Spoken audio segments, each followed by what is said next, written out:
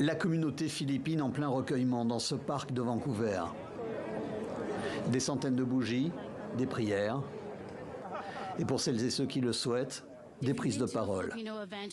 Il y a un dicton qui s'appelle Isang Baksak et qui signifie que lorsque quelqu'un tombe, nous tombons tous. Mais aussi que lorsque quelqu'un se lève, nous nous levons tous. Se relever après l'impensable. Ce geste fou qui a fauché 11 vies et blessé de nombreux autres. Les membres de cette communauté philippine ont été rejoints dans le recueillement par de nombreux autres habitants de Vancouver. C'est horrible. Beaucoup de familles et d'enfants ici ont des liens avec la communauté indienne et la communauté philippine de la région.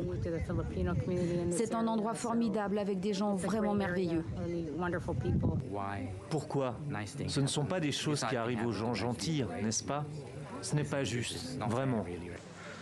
Un acte aveugle commis par un habitant de la ville qui vient d'être inculpé pour 8 chefs de meurtre. Bien qu'il y ait de nombreux détails que je ne peux pas partager à ce stade, je suis en mesure de dire que la personne que nous avons en garde à vue a un historique significatif d'interaction avec la police liée à la santé mentale.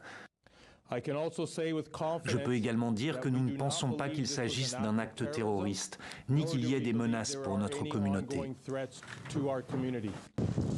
Alors que les Canadiens votent aujourd'hui pour renouveler le Parlement et donc le gouvernement, le Premier ministre Mark Carney s'est rendu il y a quelques heures à Vancouver, où il a assisté à une veillée religieuse.